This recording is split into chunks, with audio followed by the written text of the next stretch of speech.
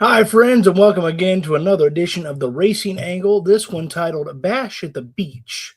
Well, I thought we would combine a couple of loves there, and so we are, of course, coming off an incredible Daytona 500, an incredible Daytona weekend as a whole. I mean, it's just so much to talk about.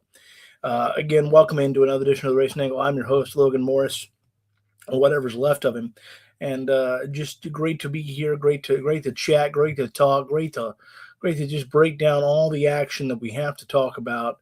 What a beautiful thing it is. And so let's get right into that. Hope everybody's again having a wonderful day, week, all the deal. Uh, and so we just appreciate you. Look, lap down 11 says he paused. Oh, it's a Dell Jr. Phew, I don't know if I can live up to Dell Jr. That is tough. I mean, I'm a little more charismatic than he is, to be quite frank with you. But that's neither here nor there. I don't know that I'm as good of a host as he is, but we're working our way every single day. And so with that, let's go ahead and let's break down some news. Let's do it. Let's get into our race week rewind.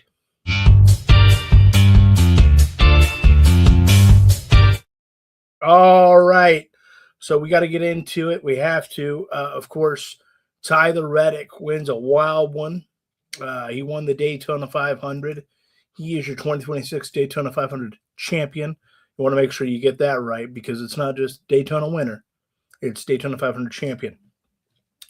Zane Smith won stage one. Bubba Wallace continued his prowess at the super speedway tracks and won stage two.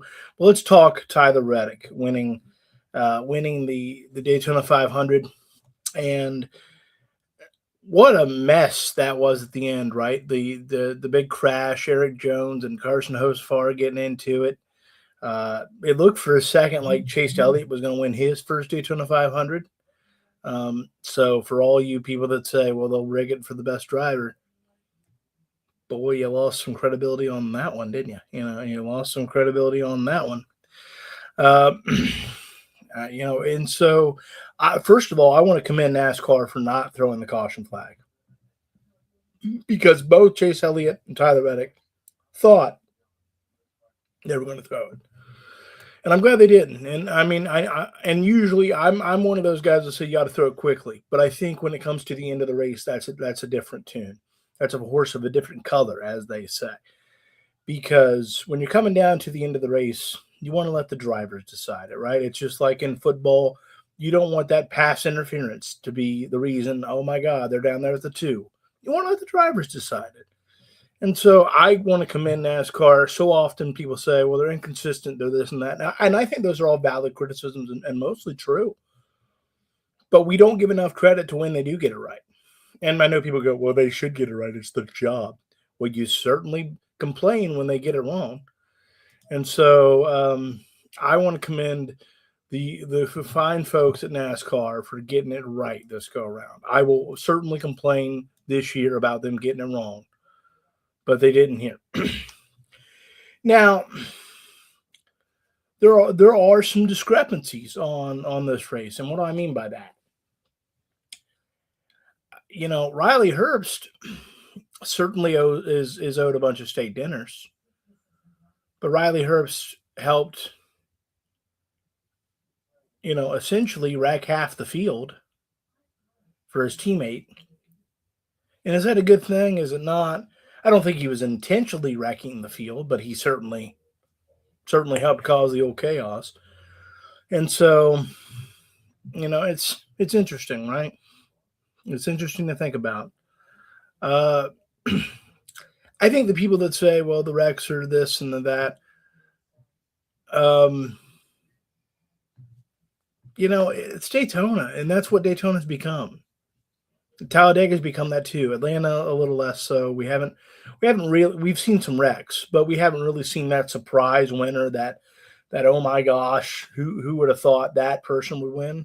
Corey LaJoie came close, but that hasn't happened yet. It's the new configuration of Atlanta. As a Brad fan, now I get it, right? Like, I mean, I'm a diehard Legacy 43 guy, and so to see Eric Jones come as it feels often at the super speedways that he comes ever so close and then something goes awry and he's in the wall or he's in this or he's in that. I get it. Gut punch. I'm not saying, obviously it was either his own aggressive driving or Stenhouse's driving that hurt Jones. But my point is I totally respect where you're coming from there, my friend. Um, and so I just personally, that's what it's become, right? And like you can either like that or you don't like that. I go back and forth. I love the riding the lightning bolt. I think that's wonderful. I think it's awesome. I think the fact of you never know what's going to happen. The next turn is one of the greatest things about the old school plate tracks as they were once called. Now they're really tapered spacer tracks. Um, but I also don't like crashing a bunch of cars and and completely just ruining people's day. Now, I will give you the hottest of hot takes. I'll answer that in just a moment. I will give you the hottest of hot takes. There is appeal to the crashes. And people will get on Twitter and they'll get on X and they'll get on Instagram and TikTok and Blue Sky and wherever else and they'll say, "How could you say there's appeal to crashes?" I said appeal to crashes. I didn't say appeal to injuries. There is, and if you don't believe me, every Daytona, Talladega, and now Atlanta is marketed as one false move, and we're flying around like lotto balls.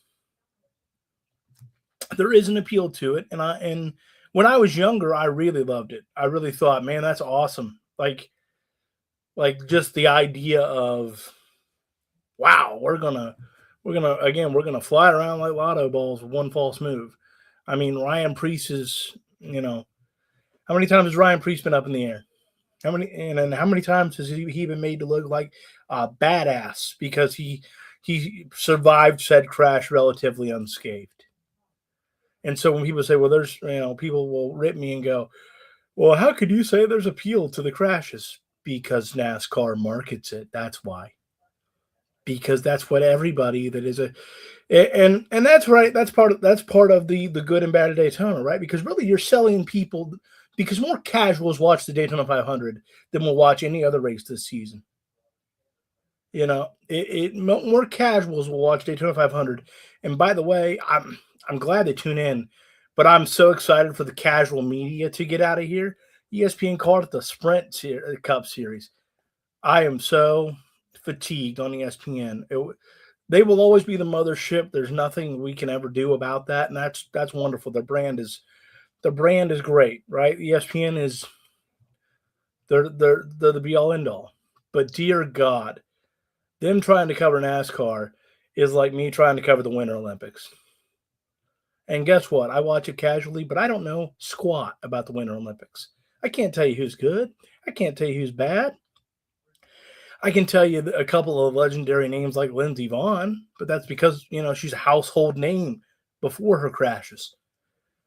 Other than, it would be like me covering golf. Yeah, I can tell you about Tiger and Phil and a couple of those folks, but beyond that, I don't know. I don't know squat. I don't know anything.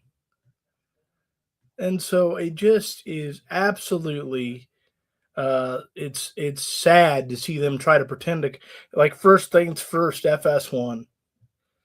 Guys, you don't have a clue on who. I mean, half the time they're reading their notes right there live on camera. Nothing wrong with looking down on occasion, but I mean they're reading it for real.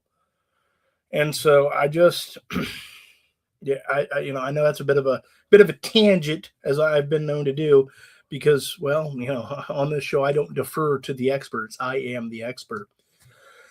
And I'm kind of glad we're moving on from Daytona, to be frank with you, because there's so much hype and there's so much pomp and there's so much circumstances. In some ways, the season doesn't really start until Atlanta. We start figuring out where things are, who's going to pay attention and who's going to do what and who actually cares. So that's just my take. Let me get to a couple of comments here. Freddie said one thing he noticed was all the winners from all two series this past weekend with T Motors role involved in the NASCAR lawsuit. Boy, ain't that something. Boy, ain't that something. It was good to see Michael Jordan and Jim France shake hands there. Let's hope we can move on, right? I mean, at the end of the day, the team's pretty much won the lawsuit. I mean, not technically, because you can settlements means you don't have to admit anything, but they did all right. And so let's hope that moment, that symbol is a let's make peace here, and let's do what's best for the sport on both sides. That's what we need. I'm no Michael Jordan guy. I think LeBron's the goat, but it's great that Michael Jordan's in the sport of NASCAR. The only reason the Daytona 500 got so much attention after the race is because Michael Jordan's car won. And what do I mean by so much attention? I mean so much attention by mainstream people. My father used to be a NASCAR fan. He's not anymore. He just, he fell out of it. He was a big Mark Martin guy. But he talked to me last night about the fact that a Michael Jordan owned car won that race.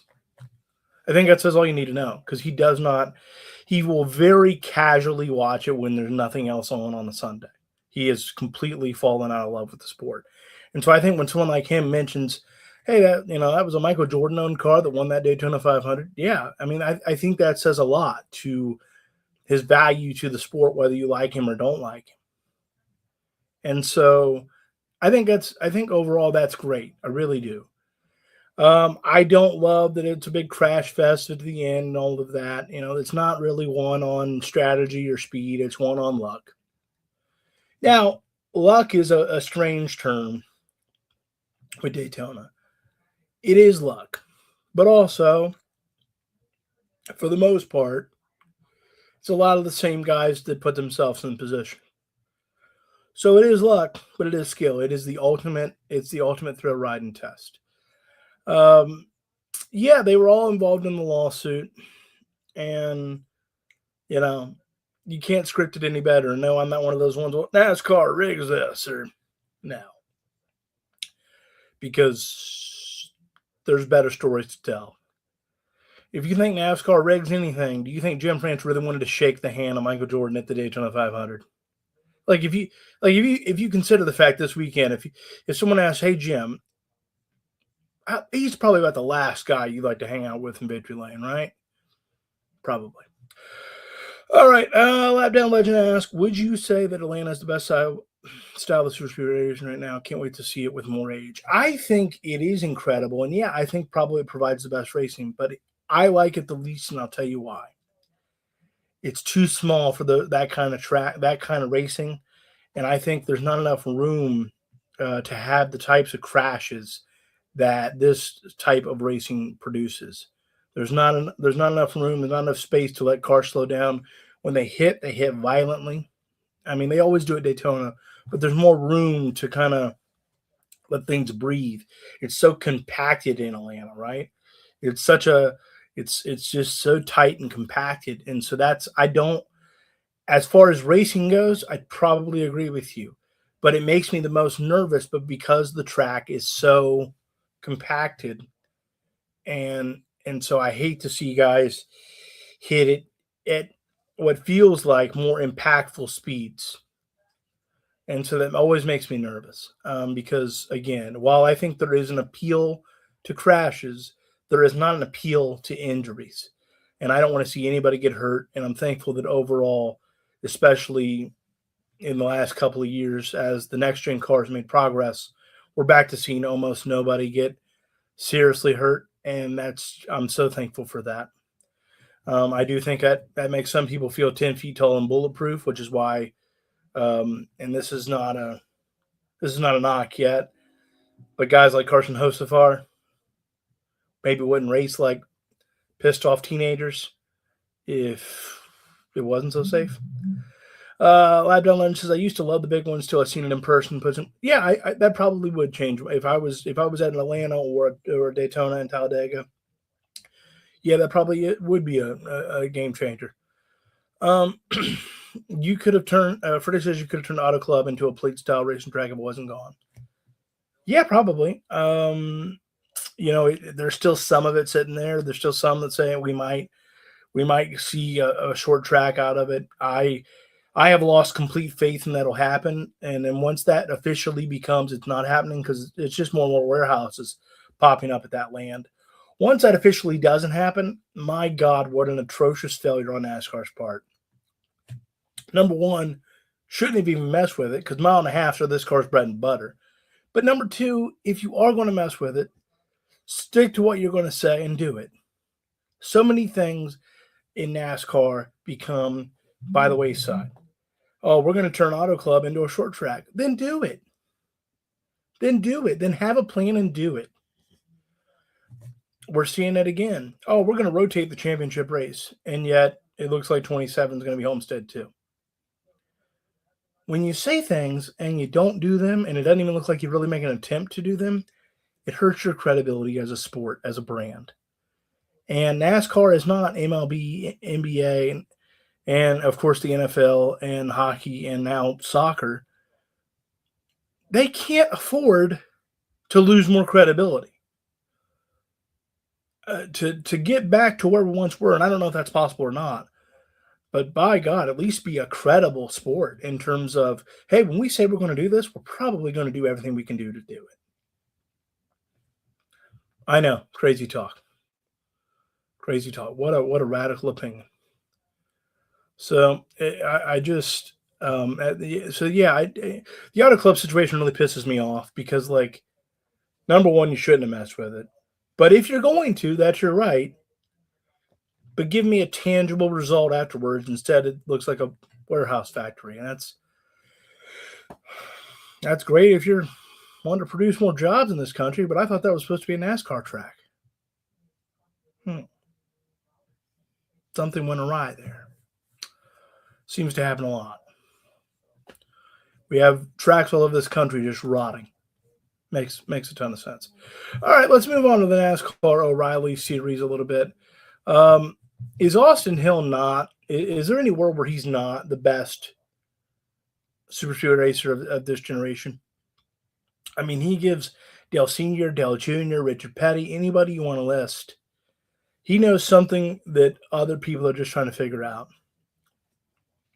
And I know he's at the tender age of 31. I'm a little biased to 31-year-olds for no reason whatsoever. But frankly, if I'm somebody looking for a third driver next year, if I'm Legacy Motor Club, why aren't you trying to make an offer to Austin Hill as we go to more super speedways and less road courses? If I'm Beard Motorsports, why did you not make that work more with Austin Hill instead of Anthony Alfredo? Nothing against Fast Pasta, but the proof is in the pudding for Austin Hill. Yeah, the proof is in the pudding. I mean, so I don't understand why Beard Motorsports. If I'm BJ McLeod, I'm giving up my seat and I'm just going to own the car, sit on the box. Yeah, exactly. He should have a ride everywhere. Pop should put in a third car non-charter for every super speedway. Every single one. Like, how many does he have to win before we go, the boy ain't right, but I'll tell you, he can sure race those super speedways. And in case you missed the King of the Hill reference, that's what I was doing there, folks. I at this point, it is undeniable. They even took tires late in the race. And he still came up there. And he still won the race. He is one of the greatest drafting track guys of all time. Period. The end. Not of the Busch Series, the Busch Grand National, the O'Reilly, none of that. No. Period of all time.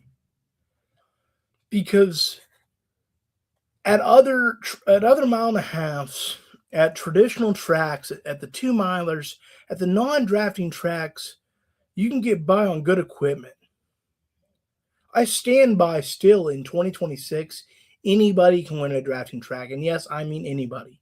I mean the Cody Wares. I mean the Beard Motorsports. I mean the BJ McLeods.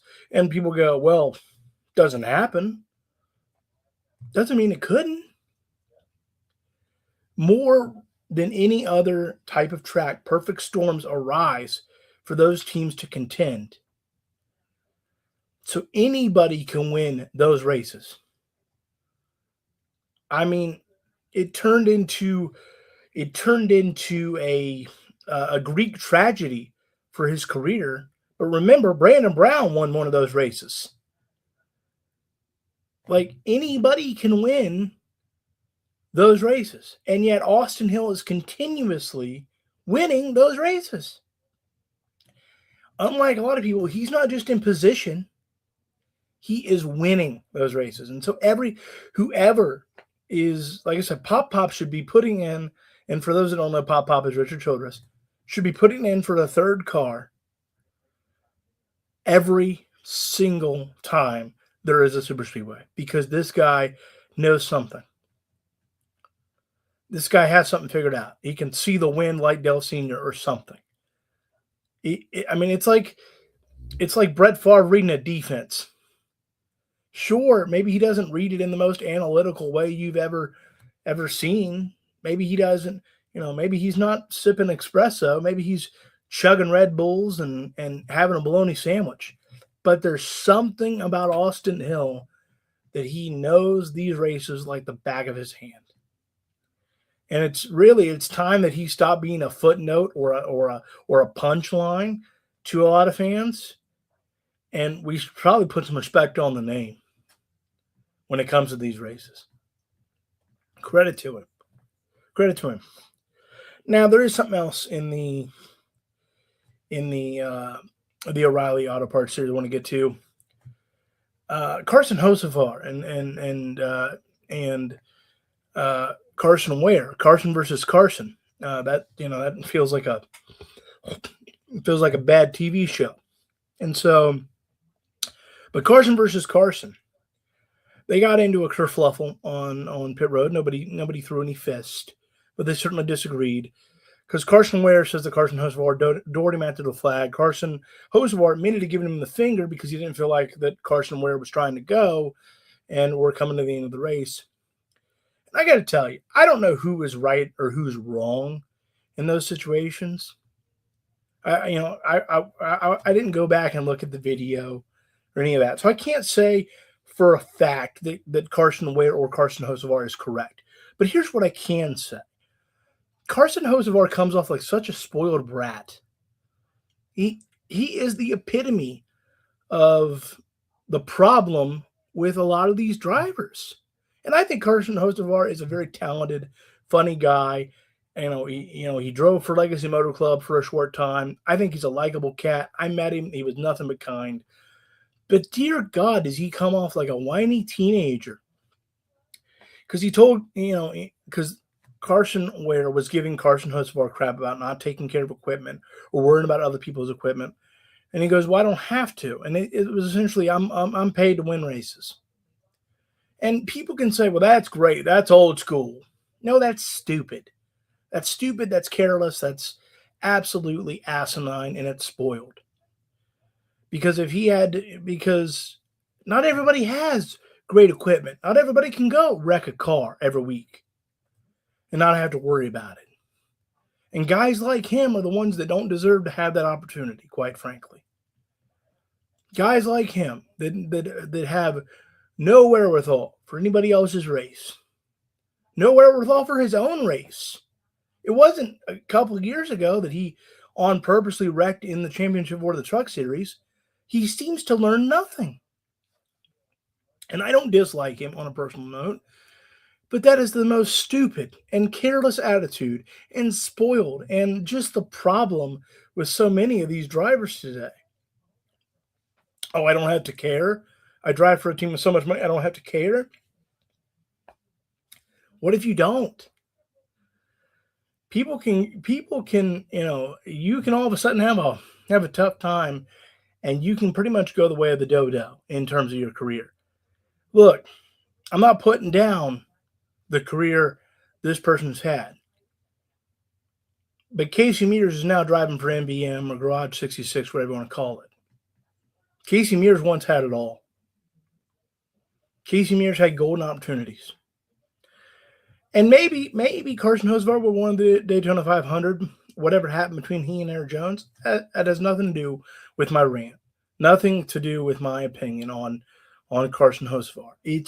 But it's spoiled, and it's careless, and it's foolish, and it's just the wrong mentality to have. It's just so I don't have to. Well, you should. Carson Hocevar is not. I agree. He was nothing but kind to me when I met him at Legacy Fan Day a few years ago. I have nothing against Carson Hocevar, but I have a problem with that kind of mentality. I have a deep issue with that kind of mentality. Well, I don't have to. Well, guess what, buddy? You crash enough cars, you will. You crash enough cars, you will. And frankly, he ran a very good race in the 500. But over the weekend, besides the 500, he had everything but the pace car. We're going to be real proud of that.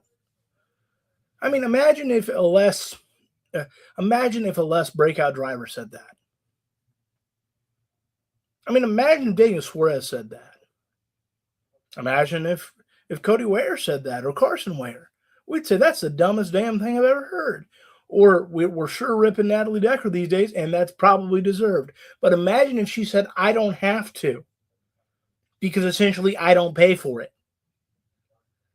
That is just as dumb of a take as Natalie Decker being like, well, why do you come up the track? Because he's got no brakes is why. It is just as dumb. But because Carson Hocevar is likable, because he's marketable, because overall none of us have a real issue with him, and we like some hard-nosed racing, and I do, we're letting that kind of fly by and go, well, Barrett Cope doesn't even need to be out there anyway. Who are you to say who needs to be out there and who doesn't? They bust their ass to be out there. So I just personally think that's just so dumb. That's just my take. That's just my opinion. And, well, on this show, my opinion is the only one that counts. Thank God for that. And so, yeah, Lab Down Legend says sounds like 22. Yeah, that makes sense. That makes sense. All right. Now, in the trucks, Chandler Smith won. Carson Hocevar won stage 1. Chandler Smith won stage 2. Chandler Smith, not the most likable guy in the world, right? With everything that came out. But he's got something going right in the truck series. Remember, they put that team together last year late in the game, and they found a way to be successful. And now this year, I think he's gonna really surprise people. He's gonna really surprise people. I think he's gonna, because remember, Corey Heim, while he will run the truck race this weekend, he is not a full-time trucker anymore. And so I think things are kind of wide open. And I think Chandler Smith might be a dark horse candidate for that Craftsman Truck Series championship. Finally, in ARCA, Gio Rosario won. Great for him. You need all the success you can get. And so however, going back to the truck series, he did make a silly comment, complaining about, people not making it to the end of the race and all that. And you just kind of want to go, Gio Rosario, buddy, you've had a cup of coffee in the big time here. And I don't know if it's your place to be saying that, or if you have enough experience to know what you're talking about. Just a thought. With that, I want to go ahead and take a quick break here, get a beverage, and then we're going to come back. We're going to talk some Hot Lap headlines. We got some Jimmy Johnson news. Adam Andretti is going to run some truck races. We got some news out of the NHRA and IHRA, and so much more, and whatever else I want to ramble about, because thank God I can. So don't move a move. Stay tuned, and we'll be right back, and we'll cover a whole lot more motorsports action. See you in just a few.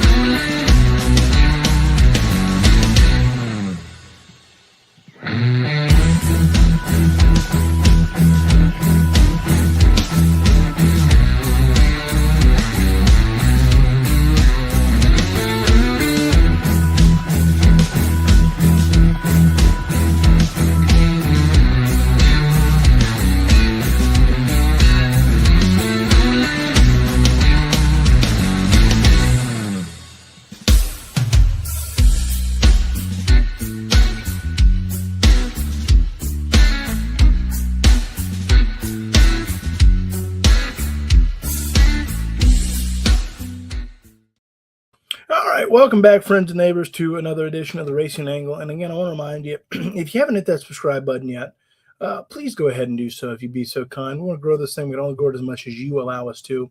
And we want to thank everybody that has subscribed to us so far. And don't be afraid to follow us on our other social media. We, again, of course, subscribe to YouTube, but then we're on X, we're on Instagram, we're on TikTok, we're on Facebook. You know, we're pretty much all the cool kids are. And so if you could give us a follow on each of those platforms, we greatly appreciate it as we try to keep you up to date on all the news and notes in motorsports. And once a week, I like to cut loose and just give some unfiltered opinions, and we certainly like to do that. I'm not always right by any stretch, but I usually am. So and those that need time to figure it out, they'll get there, and I'm here. I'm here. We'll talk through it. But we appreciate you, Freddie, Lap Down Legend, my friend.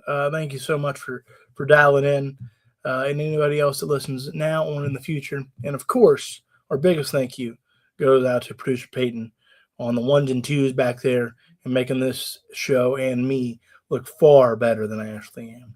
What a blessing she is. Anywho, let's get into some hot lap headlines.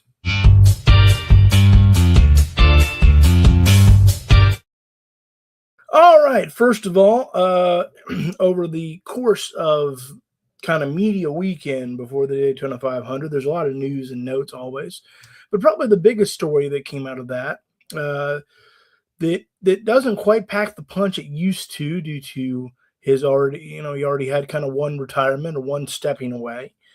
Jimmy Johnson announced that the 2027 Daytona 500 will be his final Cup Series start.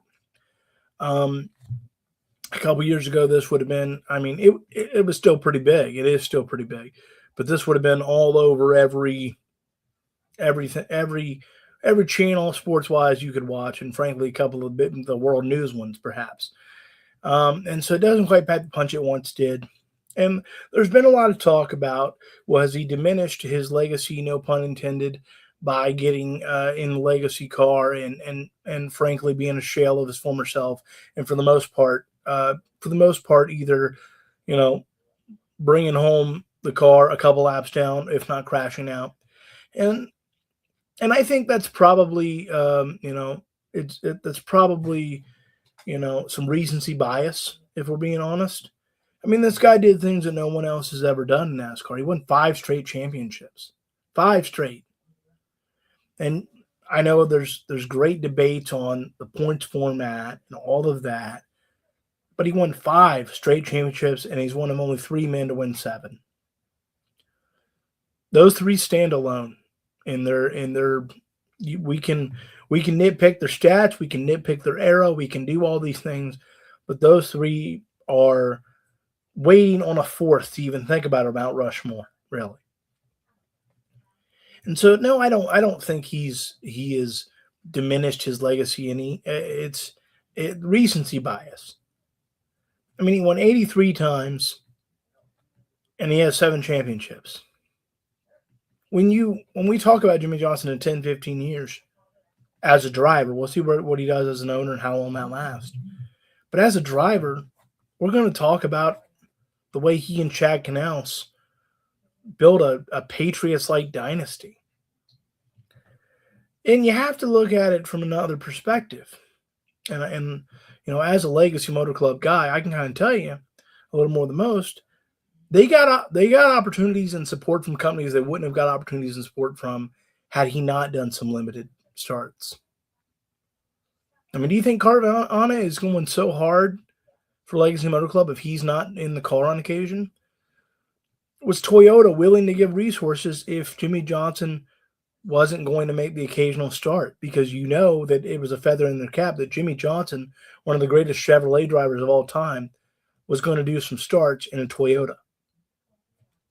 Maybe they would have, maybe they wouldn't have. I'm inclined to think that probably was an extra part of the deal.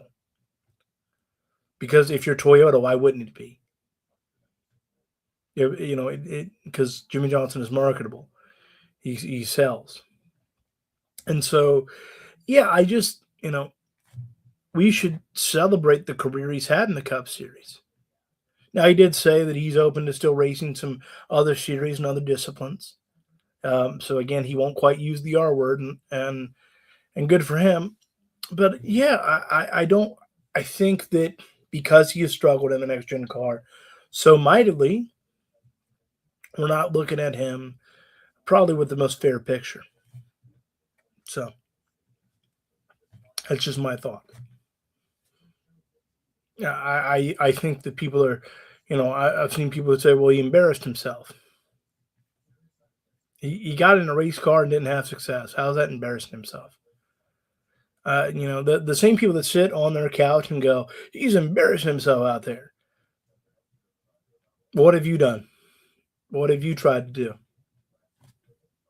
Yeah. Again, it has not been good. He has been a shell of himself. That is fair. That is a complete and cool, fair criticism.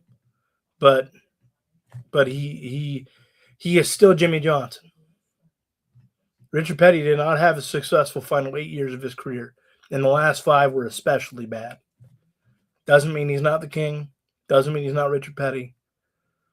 Most people hang on too long, and frankly, hot take here, folks, you should hang on too long. Why would you quit when you can still do it? I don't understand that at all. I'll be shouting into a microphone long after I should be, and I look forward to it. So, we're going to reflect more on Jimmy Johnson as it gets closer to his final Cup Series start. As of right now, he only has the San Diego one. And so I think it's going to be just San Diego and then the 2027 Daytona 500. So we'll reflect on that as we get a little closer. But we got to move it along. Adam Andretti is going to make his truck debut with Tricon. Of course, Adam is the brother of John, and he's a part of that incredible Andretti racing family. I think this is great, right? I think anytime you have historic names like Andretti or Petty in NASCAR or any motorsports discipline, that's a plus. It's a major plus. And so I think this is awesome. I hope it turns into more. And I think he could really surprise people. Not so much this weekend in Atlanta. He'll be at Echo Park Speedway, and I think that's going to be cool. That's not his bread and butter. But you know what he's ran a lot of the last 20 years? The Trans Am Series. You know what the Trans Am Series runs exclusively? Road courses. And so I think when he runs some road courses for Tricon, don't be surprised to see him in contention for a win. Don't be surprised to see him have top 5s. Because he knows road courses like the back of his hand. I'd say he knows road courses like Austin Hill knows super speedways. And that's saying something. I'm not saying he always wins in the Trans Am Series, but when you run it week after week, year after year, you just pick things up that other people don't, right? And so, I mean, look at SVG. He knows something the rest of us don't. NASCAR on NBC is now NASCAR on USA, and I don't have any problem with this. I don't, people go, well, does that mean they're getting downgraded to cable? Probably. Who cares if you have it? Would I like to see them on primetime more on the big networks? Yeah, but sometimes the cable broadcast can give you a better broadcast because they're not up against, when it comes to the big networks, the main channels, your Fox, your NBC, your CBS, it's like corn dogs fighting for kennel space. And so moving them to USA, you can have probably a better quality pre-show. And certainly NBC has always had a better quality post-race show. And I'd like to see that continue, even if that's on the good old USA Network. I don't think there's any problem with that. I do think it probably signifies there's going to be and they weren't on NBC very much now, so maybe like once or twice. And so that, I guess that's a pisser for some, but I think it's fine. And maybe that's just because I have USA, and so I'll flip it on, whatever. But I would rather see a higher quality broadcast on a somewhat smaller channel than, hey, we're on USA, but as soon as that checkered flies, we got to go, Law and Order's on. And so, that's just my take. I'm all right with it. I think people find things to complain about. We like to complain. Elsewhere in motorsports in the NHR, Jasmine Salinas is going to run a hybrid IHRA and NHRA schedule. She's going to do NHRA with Scrappers Racing for 10 events. I think this is great, great news. I am high on Jasmine Salinas. She has everything it takes, in my estimation, to be a star other than sponsorship. But that's the way of the world right now with racing. I mean, she is absolutely, she is marketable, she's beautiful, she's attractive. When she's in the car, she competes. She competed well at the IHRA event she ran this summer that Peyton and I covered. I think she could be one of the household names of the NHRA and the IHRA if she got some sponsorship. So I think it's great that she is going to be in the Top Fuel Dragster more this season, because I think it is a crime that she is not marketed better in motorsports, because she just has everything you could want. Good driver, good look, everything you could want. In this era of marketing women, as they can do it too, and that's awesome. Uh, she should be somebody at the forefront of that. I just, I think NHRA and IHRA are missing the boat if you don't market the hell out of her. That is just, my opinion, my take. I'm glad to see that. And then finally, Coletta Motorsports is celebrating 25 years of Mac Tools. Team Coletta keeps on keeping on. That's what Connie and the boys do, right? And so 25 years of Mac Tools, great to see that. They're going to run some special, they're going to run some special live liveries and paint schemes and the whole deal. And they're going to celebrate that silver anniversary all year long. Uh, Doug Coletta coming off a Top Fuel championship, looking for back-to-back and his third overall. Should be a great year for Conrad and the boys. And finally, let's go ahead and hit some checkered thoughts.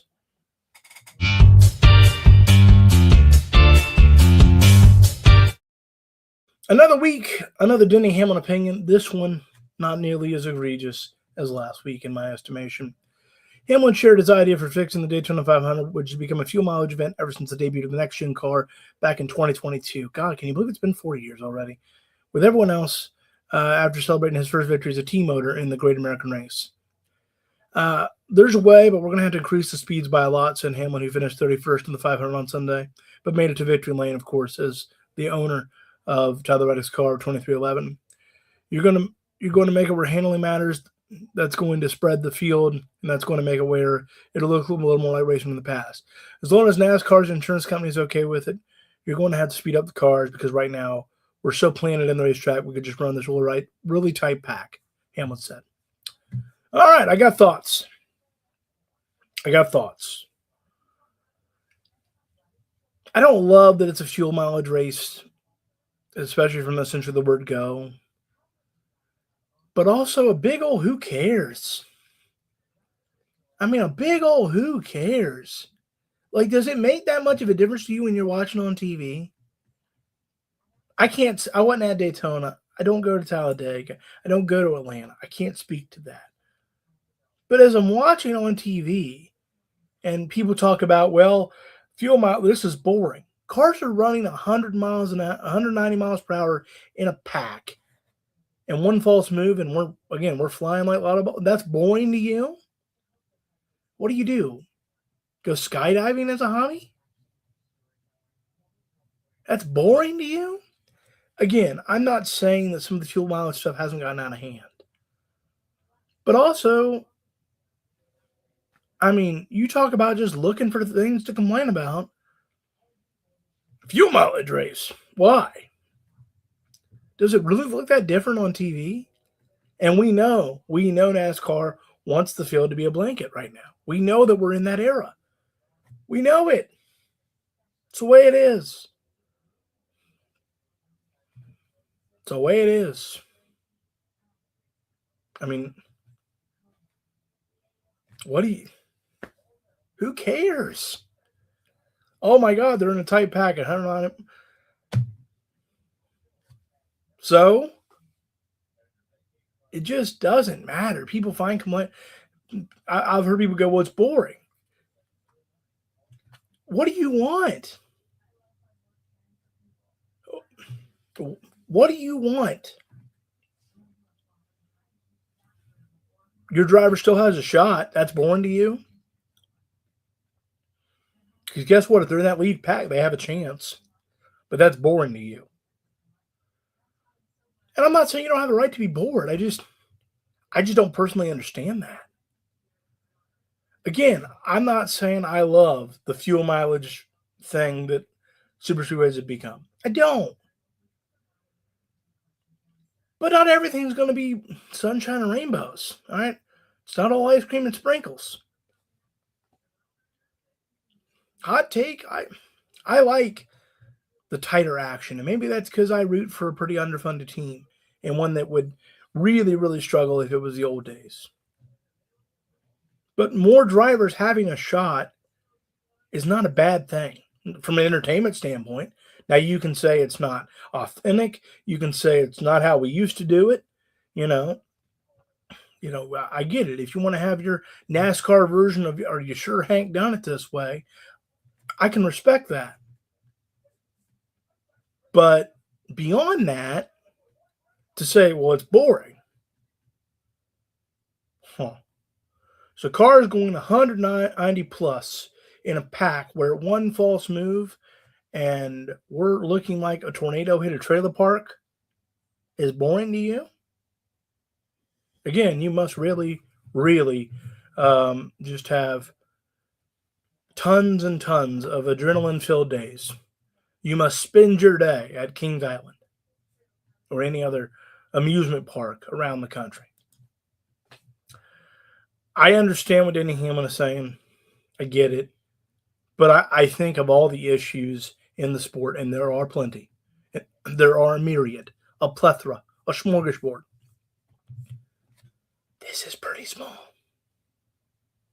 This is really minute.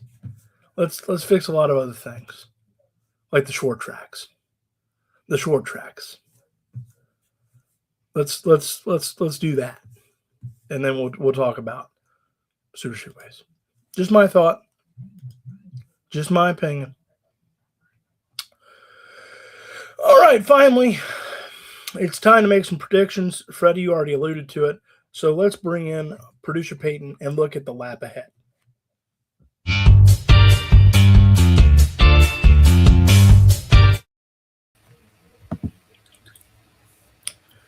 Producer Peyton, how are you? I'm here. And we're thankful for that, certainly. We're thankful for that. You have any quick thoughts on Daytona before we make some predictions?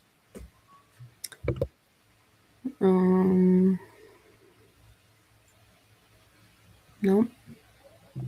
All right. Well, in that case, it is I wasn't prediction time. prepared for that. Hmm? Wasn't prepared for that. All right. That's okay. You picked Chris Buescher last week. Um, it is what it is.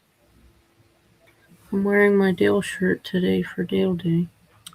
Absolutely. Today marks 25 years, and we're going to acknowledge that here in just a few moments. First, let's start with Freddie's picks. He says his picks for Hotlanta are Kyle Busch for the trucks, the O'Reilly race, he'll take Jesse Love, and the Cup winner is either going to be Denny Hamlin or you're going to be a happy gal with Ryan Blaney. All right, give me a Truck Series winner. Would you participate? Well, originally I thought it would be Kyle Busch, but I'm kind of leaning towards Corey Heim. Well, Heim timer. So I'm gonna pick Corey Heim, but if it's Kyle Busch, I'm going to say you're wrong. I actually picked Kyle Busch. All right, we'll keep you up to date, and we'll see what next week brings. All right, I'm going to take Corey Heim as well. We just saw his, he had the greatest Truck Series season probably ever last year, and so I think we're silly to not take him. All right, for the O'Reilly Auto Parts Series, who you got? I think you would be stupid not to take Austin Hill again. He has won 4 out of the 6 last races at Atlanta. So I agree. I'm going to go Austin Bobby Hill one more time. And then finally, for the Cup Series, who you got? I am going to take a man I do not care for and take Joey Logano. Joey Logano. Makes sense. They're great on the super speedways. Um, Speaking of a guy that's great on super speedways, I'm going to take Bubba Wallace Jr. this weekend. Looks strong at Daytona, as he almost always does. We just know his prowess for super speedways. That goes back to his old RPM days. He's been great at super speedways since he came to the Cup Series, and he's only gotten better and has better equipment. I'm going to take Bubba Wallace Jr. So makes a lot of sense to me. Any other thoughts here before we move to our red flag rant, but won't be a rant really? I hope you're right, and I hope Bubba wins over Joey Logano. All right. So But Bubba I over would Joey. rather Freddie be right and Ryan Blaney win. We'll see. We'll see if Freddie brings the mojo. If not, we'll have the pitchforks out for him next week and tell him no yeet. So we'll see what happens. All right. With that, let's get to our red flag rant.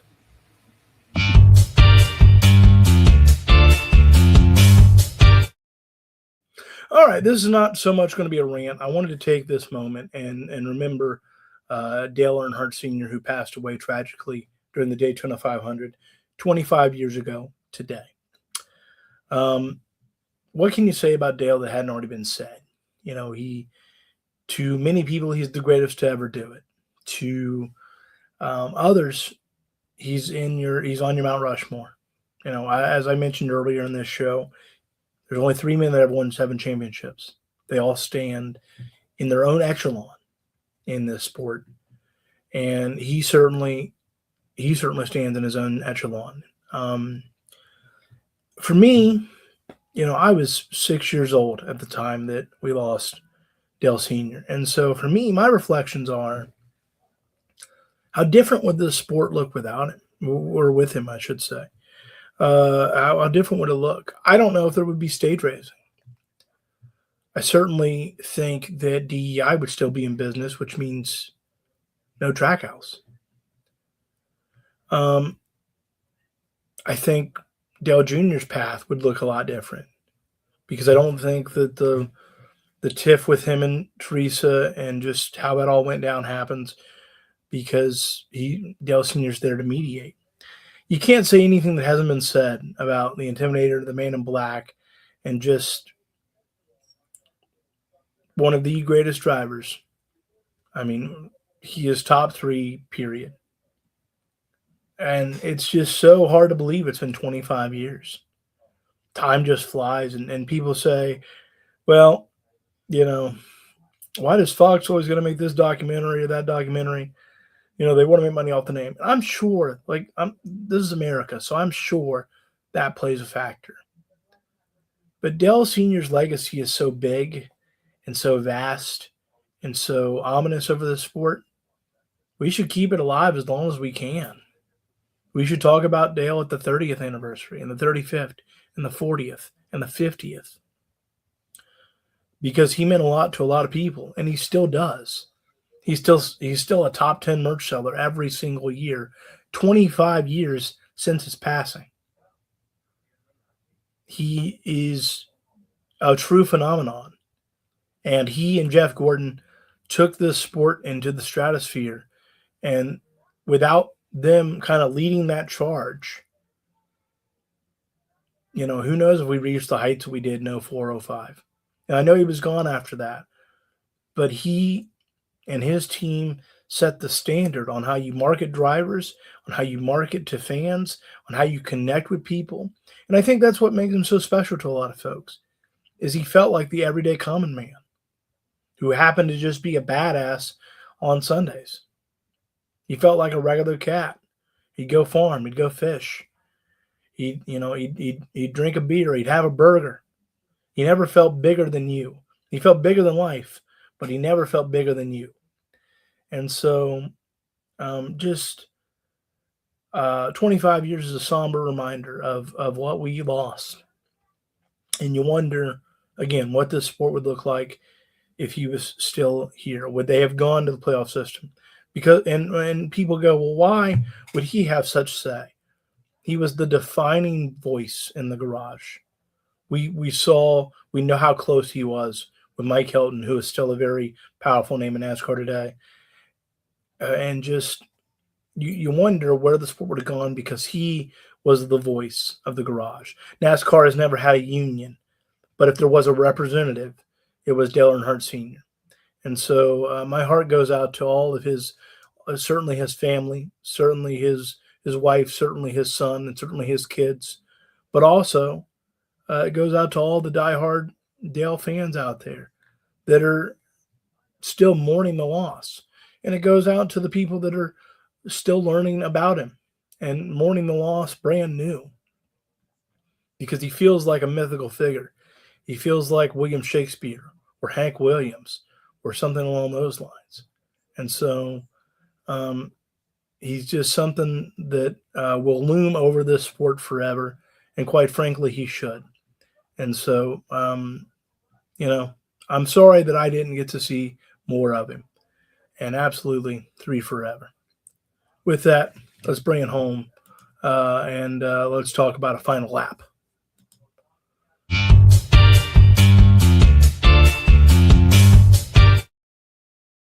All right, another great week has come and gone. We're getting set for Echo Park Speedway this weekend. I got several friends that'll be in attendance, so I look forward to hearing all about their shenanigans and escapades, and more importantly, what they thought about the whole weekend experience.